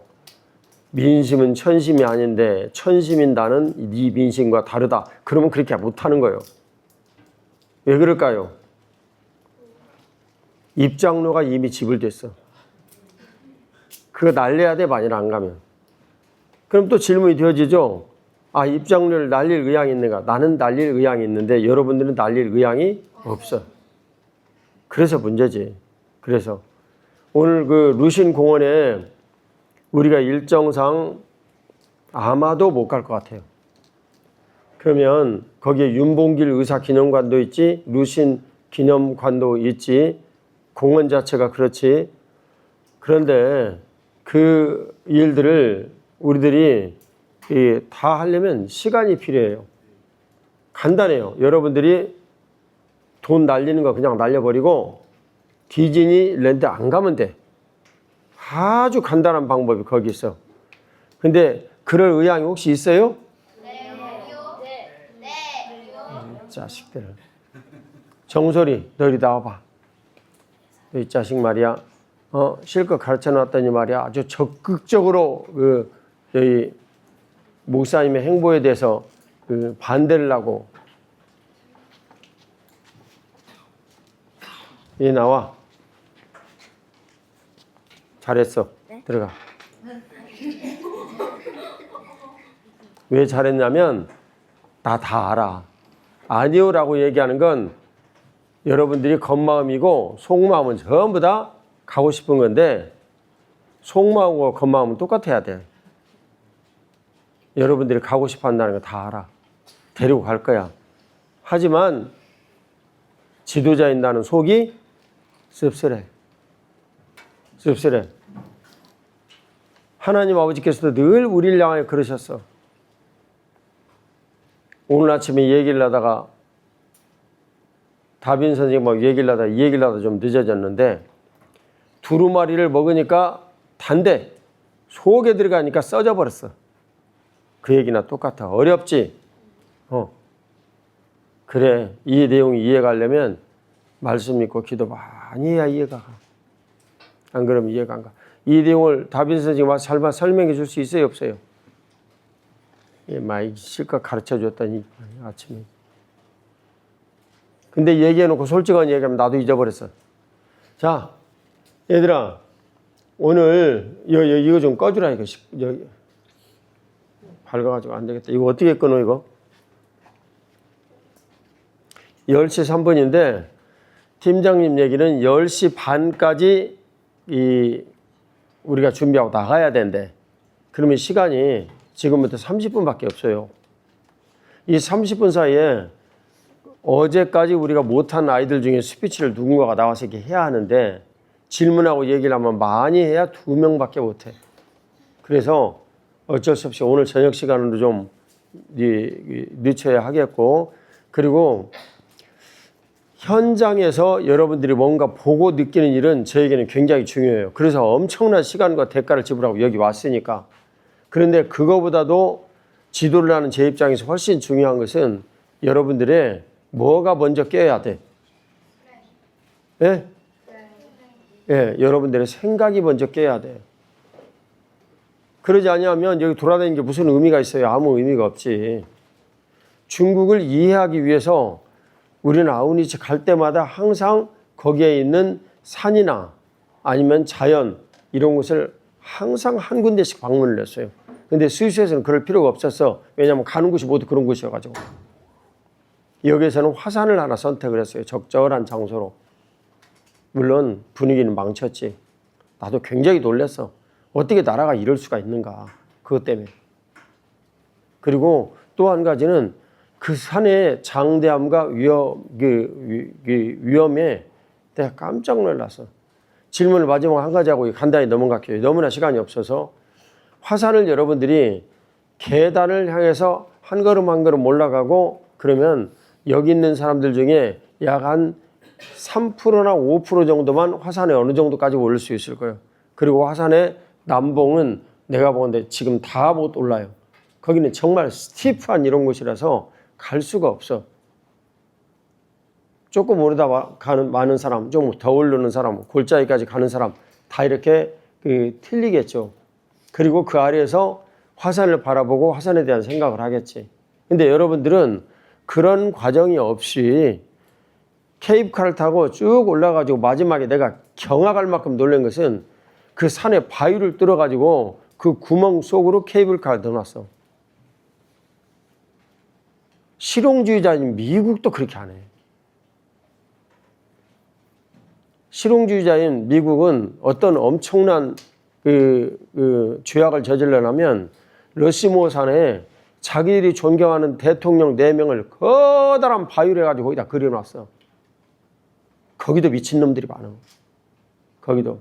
그리고 그걸 교과서나 이런 데 내놓고 맨날 러시모산 얘기를 하고 거기 또 숭배하는 사람들이 얼마나 찾아가는지 몰라. 러시모산을. 그리고 사람들의 마음을 하나로 모으죠. 그걸 프로파간다라고 불러. 내 생각인데 이 생각을 수환이가 정말 설득력 있게 에세이를 쓴다면 제 하버드도 갈 거예요. 왜냐하면 모든 미국인데 김수환, 일대 모든 미국인 이런 식의 사고가 성립을 하니까. 우리들은 자연스럽게 만들어진 이 모든 세상에 대해서 겸허한 태도를 가져야 해요. 근데 그렇게 어마어마한 험산 줄령을 갖다가 케이블카로 넘어가지고 쭉 가면서 아래에서 딱 보고 좋다라고 얘기를 하고 감탄을 하고 그리고 그 산에 대해서 내가 느낄 수 있는 거 이거 딱 느끼고 다 보니까 좋긴 좋더라고. 왜냐하면 나도 좋았거든. 시원하고 다 보고. 그런데 그것이 피조물로 지어진 세상에 대한 우리들의 태도인가? 거기에 피조물들은 우리들의 겸허함이라는 것은 어느 구석에 하나도 자신의 이 자리를 하고 있는가?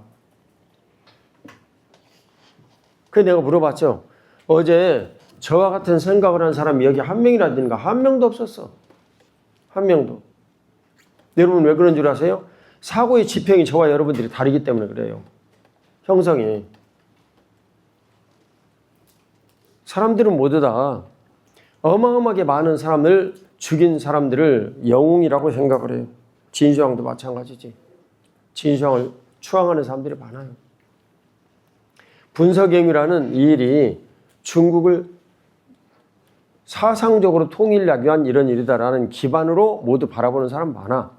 근데 어제 그 강의를 냈던 사람의 이야기처럼 진시황의 무덤이 호수를 만들기 위해서 수은으로 가득 채워졌다라는 이 문제는 여러분들이 어떻게 해석을 할 거예요?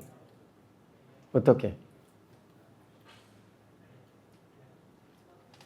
서태후에 대해서 굉장히 긍정적으로 얘기하는 사람들이 많이 있어요. 또 다수는 아니야. 소수인데 있어요. 근데 모든 젖먹이 엄마들의 젖을 뺏어가지고 이 여자가 목욕을 했다는 이것은 어떻게 해석을 할까요? 해석이 됩니까? 그 얘기?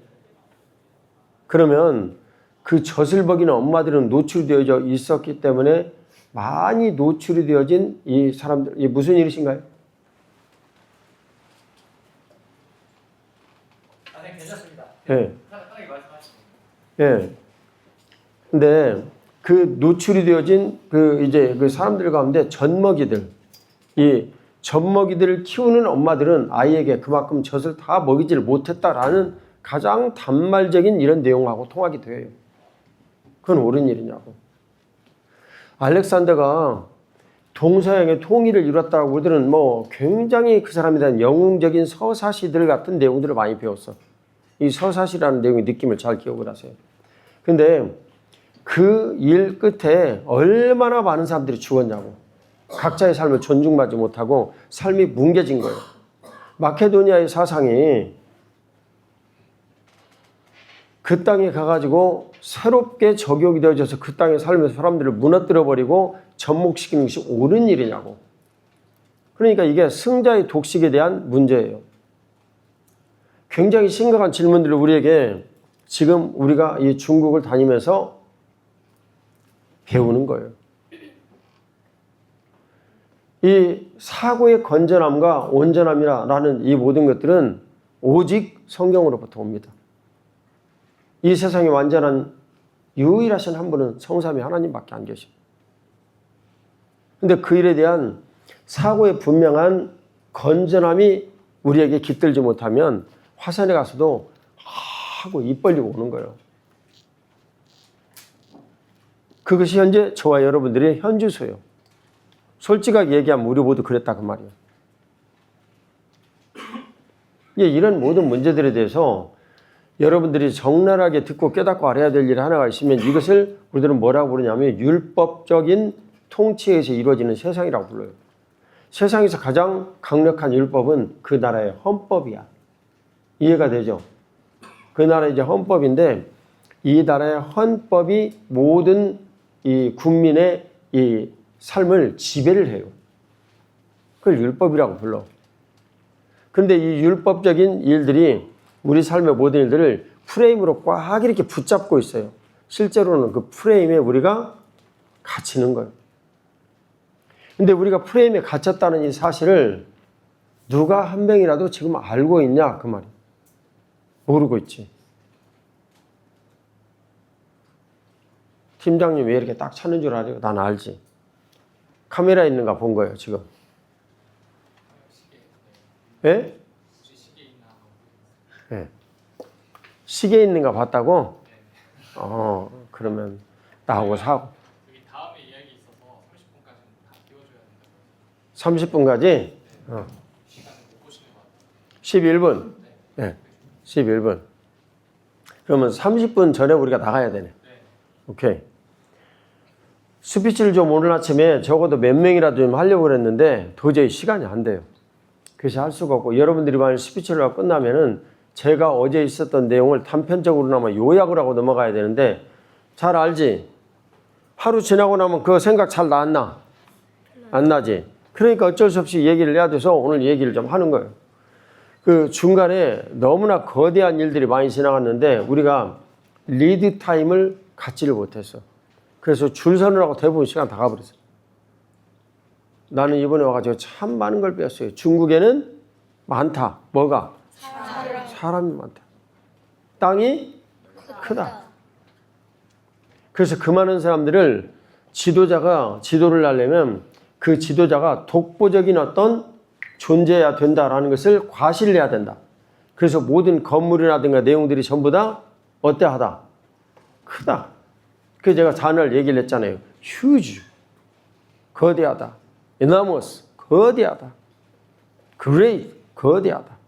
하도 못 알아들었어. 내가 big 그랬지.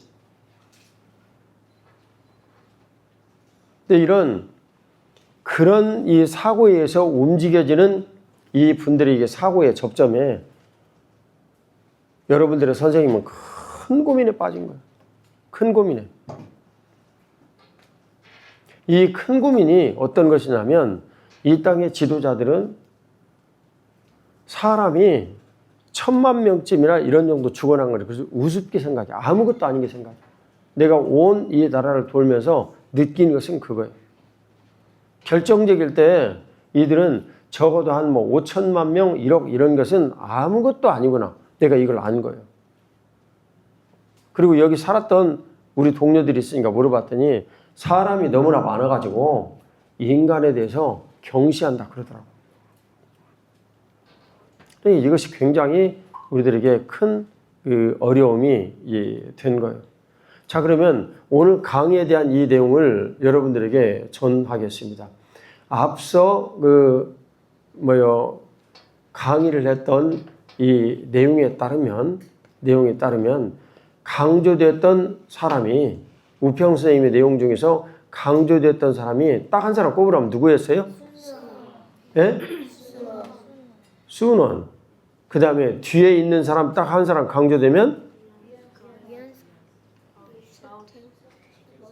아니, 권식 선생님이 강의했던 내용은 루신이지, 루신. 앞에는 수원, 뒤에는 루신. 자, 그러면 앞에 있는 수원의 강의 내용 중에서 반대되어지는 인물이 나왔어요. 그 반대되어지는 인물은 누구인가? 잘 생각해봐. 서태후였지. 강조되어진 내용으로. 예, 여기 모 이분은 나중에 우리가 좀 더 강의를 해야 될 이런 내용이고 간단하게 설명할 수 없는 사람이에요. 그분은. 자, 그리고 중화 사상도 간단하게 설명할 수 없는 그런 내용이에요.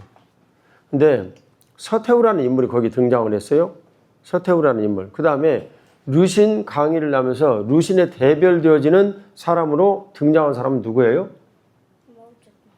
잘 생각해봐봐. 루신이 뭔가 글을 썼으니까 그 속에 나왔지. 누구예요? 이 사람이 누구예요? 광인인가? 누구예요? 아큐라는 사람이잖아. 아큐. 모든 것들을 정신적으로 인정을 하고 자기 만족을 위해서 딱 얘기를 하고 아 나는 이런 사람이야. 그러니까 별로 이거 뭐 내 문제 없이 나는 모두 승리했어. 잘 이겨냈어. 하고 자기 만족에 가득한 사람. 이건 사실은 중화 사상에 대한 일종의 비판이기도 하다라고 저는 개인적으로 생각해요. 근데 정말 그분이 그랬는지는 몰라요. 뭐 죽고 없으니까 어떻게 알겠어. 근데 그 아큐라는 사람의 내용을 왜 그 권식 선생님이 여기서 강의했어요? 그 의도를 알아야 된다고 그랬죠. 의도를. 마지막까지 얘기한 내용이 아큐에 관한 내용이었잖아. 그러니까 이 문제가 얼마나 큰 문제인가. 그리고 아큐라는 이 사람을 통해서 루신이 말하고 싶은 것은 뭐였어요? 정신적으로만 승리하는 것이 아니라 실제로 실천을 해야 한다. 우리 중화사상이라는 이런 틀 속에 갇혀가지고 변화되지 않고 아 우리는 이러니까 이런 거야. 우리 대국은 뭐 이런 거야. 저 사람들 이런 거야. 아 우리는 이런 거야. 라고 얘기하는 이 틀에서 빨리 어떻게 벗어내야 된다. 깨고 벗어내야 된다. 이건 우리들이 얘기를 했던 프레임이라는 이 틀하고 똑같아요. 이세린, 딴 데 쳐다보는 거 여기 쳐다봐. 너가 지금 도저히 이해할 수 없는 내용을 지금 얘기를 하고 있다고. 너희들이 머릿속에 딴 생각하고 있으면 이 생각 절대 이해를 못해. 얘기를 했지. 어린 아이들이라고 절대 사정 가지고 얘기하지 않는다. 굉장히 어렵고 단어는 쉬운 걸 쓰지만 단어도 어렵지. 그렇긴 하지만 절대 여러분들의 사정을 봐주지 않고 이야기를 한다. 오랜 교육의 경륜에 의하면 보편적인 교육은 15분이나 40분 교육하고 간단한 내용 전하고 또 간단한 내용 전하고 딱딱딱딱 이렇게 벽돌 쌓듯 쌓아가는 거예요. 그러나 집요하게 어떤 내용들을 특정 사람들에게 가르치면서 꾸준히 할 수 있는 그런 강의는 지독하리만큼 어렵고 난해한 이런 내용 하나를 가지고 깊이 파헤쳐가지고 뿌리 깊이 들어가 버리는 거예요. 그리고 그 방법론으로 옆에 있는 내용을 쭉 훑어가면서 보는 거예요. 이해가죠? 자, 우리가 봤던 병마용으로 설명을 할게요. 어떤 사람이 우물을 팠어. 그리고 그 양반 사인하는 거 봤죠? 예. 네. 근데 우물을 팠는데 파편 조각이 거기서 발견이 된 거야. 깊이 팠더니. 그 다음에는 어떻게 했겠어요? 아, 그 옆에도 있겠다. 그래가지고 파니까 진짜 있어. 그래가지고 그 광대한 지역을 다 발굴을 한 거예요. 그리고 병마용이라는 게 생겼죠. 이게 그 공부를 하는 사고의 방법이에요. 자, 앞에 나온 그 강의한 권식 그 선생님 의사죠. 그러면 모든 의학에 대해서 깊이 있게 다 할 수 있겠어요? 못하죠. 그러니까 대장학문이라는 이 부분에 대해서 깊이 있게 공부를 하죠. 그러면 이 부분에 대해서 깊이 있게 공부를 해요. 명의예요. 아주 훌륭한 의사이고. 근데 이렇게 깊이 있게 공부한 사람은 이 한 부분을 깊이 있게 공부한 사람은 다른 부분을 깊이 있게 공부할 수 있는 방법을 알아요, 몰라요? 해봤기 때문에. 알아요, 몰라요? 알아요. 그걸 방법론이라고 불러. 영어로 메소돌로지. 방법론. 이해가죠? 예. 네. 그래서 저는 여러분들에게 여기 와가지고 이번에 중국이라는 이 거대한 사실을 두고 프레임의 틀이라는 것이 얼마나 무섭고 강력한 힘을 갖는가. 우리는 뭘 배우는 거예요? 무서운 걸 배우는 거예요? 강력한 힘을 갖는 걸 배우는 거예요? 강력한 힘을 갖는 걸 배우는 거예요. 이거 가르치고 하면 나는 만족해요. 여러분들 여기 참석하는데 150만 원밖에 안 냈어. 자신 있게 여러분들에게 말씀드리는데 오늘도 이리 나와봐. 얘 하나가 와가지고 우리가 지나는 이 길을 만일 가려면 얘 혼자 비용으로도 600만 원 정도 비용이 있어야 돼. 그런데 부모님들하고 같이 가야지. 얘를 데리고 와야 되니까. 그러면 아무리 적어도 2천만 원? 이런 정도쯤은 있어야 여기 다니면서 하는 거 할 수 있어. 아주 비난하게 다닌다. 그럼 뭐 혹시 1,000만 원으로도 가능하겠지. 그런데 거기에는 뭐가 빠졌냐면 이 아이에게 뭘 가르칠 것인가. 그냥 요전에 우리가 얘기를 했던 대로 뭐 설명을 할 수가 없어 설명을 안 하고 말았지만 비전 트립 하면서 그냥 그 놀고 다니고 보고 그것도 의미가 있거든. 그리고 거기서 예배 드리고 그럼 그것도 의미가 있어요. 근데 그걸로 마칠 것이냐. 우리는 그럴 수가 없어서 여기에서 계속 강의하고 듣고 보고 제가 한 언약 기초한 기도 매뉴얼 작업 마치고 한 2달 동안 고민고민하고 뭘 전달을 해야 될 것인가 도대체 감이 안 잡히는 거예요. 제자백과의 사상부터 시작을 해서 도대체 법가가 얘기한 이 내용을 어떻게 이 아이들에게 설명을 하고 내용을 받아들여야 할 것인가. 이 내용도 이해가 안 가고 중화사상에 대한 내용을 봤는데 지금 오늘 여러분들이 여러 가지 얘기를 하는 이런 내용들 저도 다 봤거든요. 봤는데 솔직하게 말하면 지금도 나는 이해를 못하겠어요. 중화사상. 뭘 전달을 해야 할 것인가. 고민이 많이 됐던 거예요. 그리고 마지막에 여러분들에게 전달을 하려고 한 내용의 일이 프레임이라는 틀이에요. 야, 이게 중국에서 이 다양한 사고방식과 틀에 대한 내용을 가지고 이 아이들의 장래에 살아갈 수 있는 양식을 프레임이라는 틀로 얘기를 좀 해야 되겠다. 많은 걸 가르치면 애들 다 잊어버려요. 모르니까. 자, 그러면 일들 이제 중시 이제 얘기해요. 자, 루시는 그 인생의 모든 일들에서 가장 중요한 것이 결국은 뭘 바꾸는 것이 핵심이다라고 생각을 한 거예요.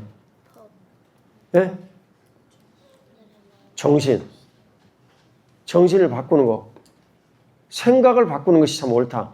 정확하게 얘기하면 생각을 바꾸는 thinking. 생각을 바꾸는 것이 정말 중요한 일이다라고 생각을 했어요. 그러면 수너는 무엇을 시도를 한 거예요? 뭘 바꾸는 것이 옳다? 사상. 그 대표적인 내용이 뭐라고 요약을 했어요? 우평 선생님이 뭐라고? 삼민주의.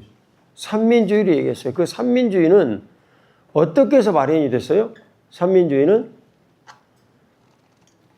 딱 그 수넌이 생각을 해보니까 중국인들이 이해를 하고 받아들이기 위한 이 내용 중에 진짜 딱 받아들이기 쉬운 것이 첫 번째 내용이 뭐였냐면 우리가 자금성에 가가지고 우리가 늘 보았던 일인데 이게 한족이라는 이 내용을 가지고 이 봉건 사상을 뒤집어 엎어야 된다. 이렇게 본 거예요. 그래서 민족이라는 내용이 첫 번째 나온 거예요. 굉장히 깊이 있는 날카로운 칼이 그 메스들이 그 속에 다 숨겨져 있었던 거예요. 그러면 수넌이 얘기를 했던 민족이라는 이 내용은 과연 처음부터 끝까지 옳은 것이었냐?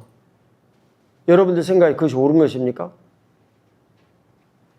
여기만 해도 지금 50 몇 개 정도 되어지는 민족이 모두 어울려져 가지고 살고 있는데 벌써 포용력이 없잖아요. 하지만 이분은 여전히 국부야. 이분이 얘기한 이 민족이라는 이 내용에 대한 뉘앙스를 다 알아요. 여기는 회족, 조선족, 광시족 다 알아. 누구든지 다. 하지만 그걸 받아들이고 그 문제 때문에 진지하게 이 문제에 대해서 말을 하고 얘기하는 사람은 없어요. 왜냐하면 현실적 권력의 문제가 있기 때문에. 말 못해요. 알았던 거예요. 수너는.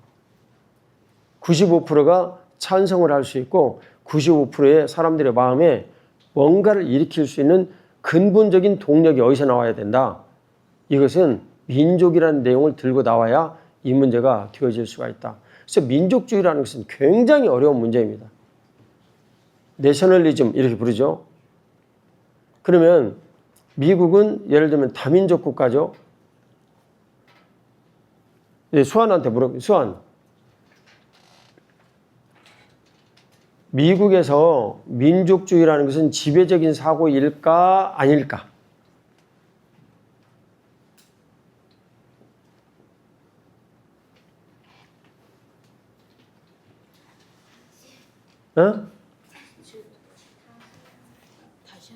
미국에서 민족주의라는 사고방식은 지배적인 사고방식일까? 지배적인 사고방식이 아닐까? 아닐까? 미국도 지독한 민족주의 국가 중에 하나입니다. 다민족이 모여있지만. 그걸 뭘로 예를 들면 포장을 해가지고 딱 이렇게 내셨냐면 내셔널 플래그, 16개의 스트라이프와 그 주들 합인 스타스, 이 내용으로 해가지고 굉장히 그 내용을 고치려고 자부심이라는 것을 그러니까 미국이라는 이 한 나라 국가주의를 갖다 민족주의로 이렇게 바꾼 것이 이제 미국인데, 그 내용을 어떤 관점으로 보냐면 자유라는 관점을 가지고 이 모든 일들에 대한 타당성과 합리적인 이 내용을 딱 포장을 해서 만들어 놓은 거예요. 미국 무서운 나라입니다. 무서운 나라. 근데 왜 그걸 그렇게밖에 할 수가 없었느냐? 민족이라는 내용을 내세울 수가 없어. 나바오 인디언이 미국에서 가장 많아. 그 원주민으로. 근데 나바오 인디언이 뭘 할 수 있어? 내가 미국이 거기 이제 애리조나 광야에 갔다가 나바오 인디언들 만났다니까? 근데 나바오 인디언들 중에 80명인가? 얼마가가 6.25 전쟁 때 와가지고 죽었어. 그래서 내가 인사했어. Your ancestors were dead in Korean Civil War to prevent our freedom against communists. 하고 인사했어. 하고 막 인사를 받더라고. 솔직히 말하면 그 사람이 자기 나바오 선조들이 우리 6.25 전쟁에 왔다는 사실도 모르고 있구나 알았지 내가. 하지만 뭐 인사는 했지. 그 사람들이 무슨 저기 미국에 그걸 못 다 잡겠어요? 민족주의 얘기를 하면 그 사람들이 가지고 왕인데 아파치가 잡겠어요? 아니라고. 세계 각나라에서 모인 모든 사람들이 거기서 이 멜팅 팟 해가지고 민족주의로 막 새로운 사고와 이런 내용들이 엄청나게 일어난 이런 나라들이 변했는데, 이것을 합하기 위해서 그들이 일찍이 선택한 방법은 자유라는 하나의 기체예요. 그것을 모두 다 모아가지고 이 자유를 지키기 위해서 우리들이 하나가 되어야 된다고 딱 세운 것이 뭐예요? 내셔널 플래그, 성적이에요. 스타스 앤 스트라이프스. 그 일이 미국을 살리는 거예요. 미국 엄청나게 민족주의자입니다. 근데 웃기는 내용은 일본에 가서 세이노 목사님 만났어요. 근데 세이노 목사님이 얘기를 하는 거예요. 자기가 미국에서 유학을 했는데 미국의 민족주의는 엄청나더라. 갖고 우리가 속으로는 웃기네 그랬어. 근데 실은 사실인데 왜 내가 웃기네 그랬냐면 미국의 민족주의가 이만큼이면 일본의 민족주의는 천장이라고. 그래 내가 웃기네 얘기를 했지만 미국도 민족주의가 굉장히 강한 나라예요. 여러분 미국의 미국인들 특히 중부 평원에 있고 동부 일부 지역에 있는 이 미국계 백인들의 프라이드는 대단합니다. 그래서 마당에다가 국기 이렇게 막 다 그려놓고 덮어놓고 그랬어. 수업 많이 봤지? 예. 그게 민족주의라는 거예요. 네 생각이 조금 틀렸지? 미국은 대단한 민족주의 국가예요. 29분. 야, 끝나야 되겠다.